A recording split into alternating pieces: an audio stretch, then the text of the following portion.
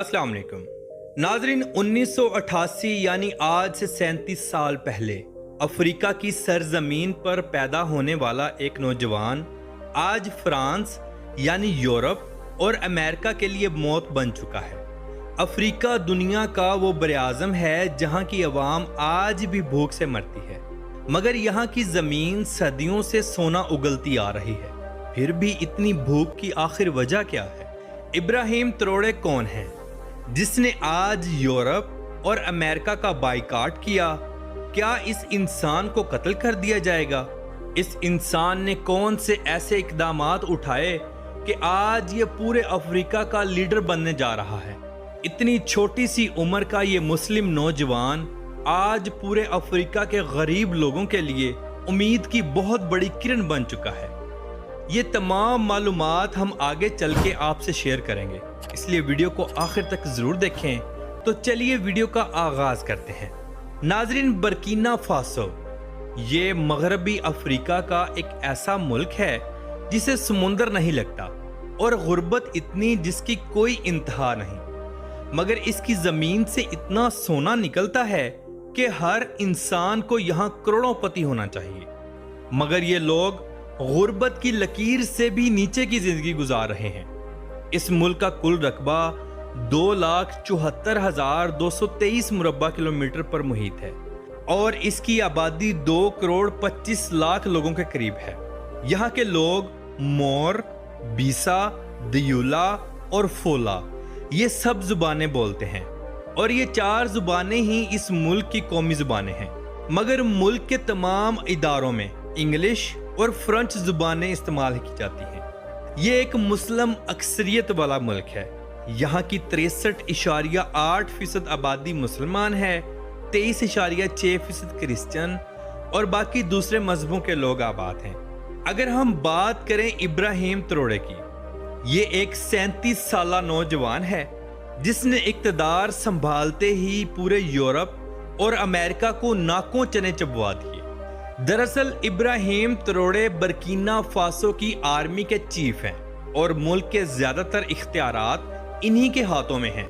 ये नौजवान 14 मार्च 1988 को बर्किना फासो में ही पैदा हुआ।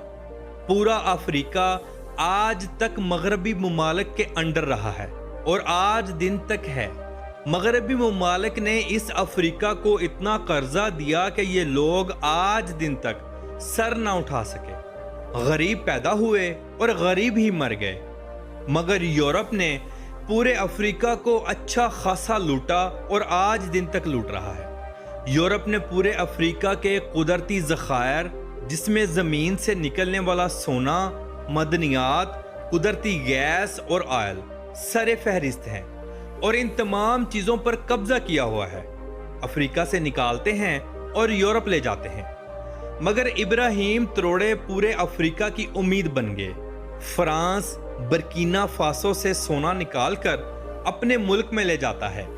बर्किना फासो अफ्रीका का चौथा वो मुल्क है जिसकी जमीन में इतना सोना है कि सालाना 80 से 90 टन सोना निकाला जाता है, मगर इस मुल्क का खजाना खाली है। ये सारा का सारा सोना फ्रांस ले जाता है। आज हम जो यूरोप की खूबसूरत लग्जरी लाइफ को देखते हैं, दरअसल ये अफ्रीका के लोगों का खून चूस चूस कर यहाँ तक पहुंची है। यहाँ के लोगों को भूख प्यास में ही मर जाने दिया जाता है, मगर अब जो इब्राहिम त्रोड़े ने कारनामा सर अंजाम दिया है, ये इंसान पूरी दुनिया के लिए हेडलाइन बन गया है और पूरा अफ्रीका इस नौजवान को अपना मोहसिन और लीडर मान रहा है। जिस रफ्तार से ये काम कर रहा है, वो दिन दूर नहीं जब इब्राहिम त्रोड़े सिर्फ बर्किना फासो नहीं बल्कि पूरे अफ्रीका के लीडर बन जाएंगे। आखिर कौन सा वो कारनामा है जो आज इस इंसान को इतना ऊपर ला रहा है? इस नौजवान ने 2009 में मिलिट्री ज्वाइन की, साथ साथ तालीम भी हासिल करता रहा।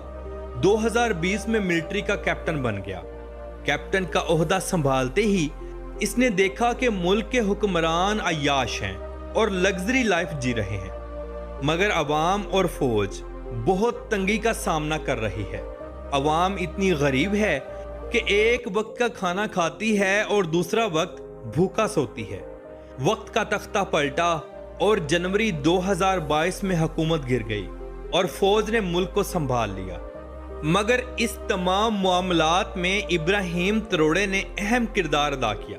فوج نے مل کر فوجی کیپٹن پول ہنری کو ملک کا صدر بنا دیا، مگر پول ہنری بھی ملک کو سنبھال نہ سکے۔ آخرکار ابراہیم تروڑے نے ملک کا اقتدار خود سنبھال لیا اور پول ہنری کو اتار دیا۔ دراصل ابراہیم تروڑے ایک شاطر اور ذہین انسان ہیں اور اپنی سرزمین سے انتہا کی محبت کرنے والے ہیں۔ پوری فوج کے باہمی فیصلے سے ابراہیم تروڑے کو صدر بنا دیا گیا اور امید کی گئی کہ یہ انسان برکینا فاسو کو یورپ کی لعنت سے باہر نکالے گا۔ مزہ تب آیا جب ابراہیم تروڑے نے فرانس کی آرمی کو ملک سے نکالنے کا نوٹس جاری کر دیا۔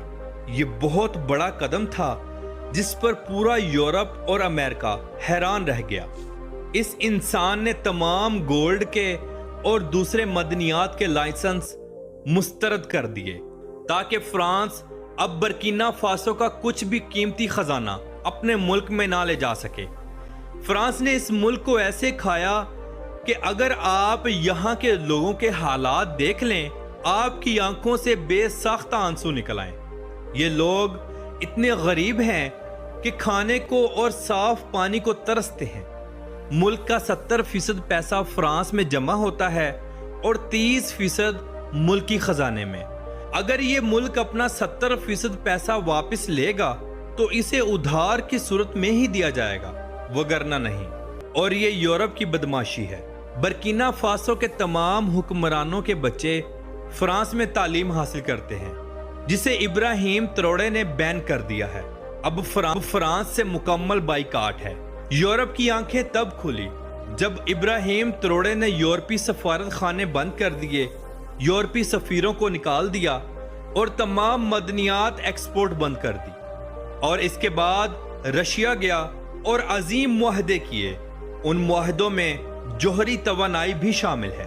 یہ نوجوان فوجی یونیفارم میں ہی رشیا گیا اور دنیا کو پیغام دیا کہ رشیا اب ابراہیم تروڑے کے ساتھ کھڑا ہے، جس سے فرانس کو بہت بڑا دھچکا لگا۔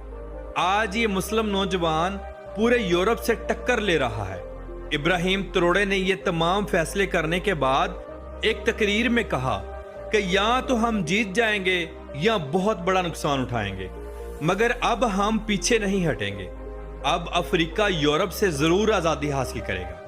آپ کے علم میں اضافہ کرتا چلوں، ابراہیم تروڑے پر 20 سے زائد حملے بھی ہو چکے ہیں، مگر اللہ نے اس انسان کو ہمیشہ بچایا۔ ناظرین، آج تک جو بھی بہادر لیڈر گزرے یا تو ان کو مروا دیا گیا یا غائب کر دیا گیا، اور ان تمام بہادر لیڈروں نے امریکہ اور یورپ سے ٹکر لی تھی۔ کہتے ہیں ابراہیم تروڑے کو بھی مروا دیا جائے گا، جیسے صدر صدام حسین، صدر معمر قذافی اور پاکستان سمیت دنیا کے کئی دوسرے ملکوں کے بہادر لیڈروں کو مروا دیا گیا تھا۔ بس اب دعا ہے کہ ابراہیم تروڑے اپنے مشن میں کامیاب رہیں اور تمام افریقی ممالک کو اس غلامی سے آزاد کروائیں۔ آمین ثم آمین۔ ناظرین، برکینا فاسو کا دارالحکومت واگا ڈوگا ہے۔ یہ دوسرے شہروں کی نسبت قدرے بہتر ہے۔ اس کی حالت سے آپ خود اندازہ لگا لیں کہ دوسری currency West African CFA franc ہے۔ فرانس کی کرنسی کو ملک سے نکال دیا گیا ہے۔ ملک کا کالنگ کوڈ +226 ہے اور انٹرنیٹ ڈومین نیم .bf ہے۔ یہاں کے لوگوں کی فی کس آمدنی $2,682 ہیں، جو دنیا کے 171ویں نمبر پر آتے ہیں۔ ناظرین، ابراہیم تروڑے ایک مسلمان نوجوان ہے اور اس انسان نے جو آج قدم اٹھایا ہے، ہم امید کرتے ہیں کہ ان کی جان محفوظ رہے اور اللہ رب العزت کی ذات ان کو اپنے مشن میں کامیاب کرے۔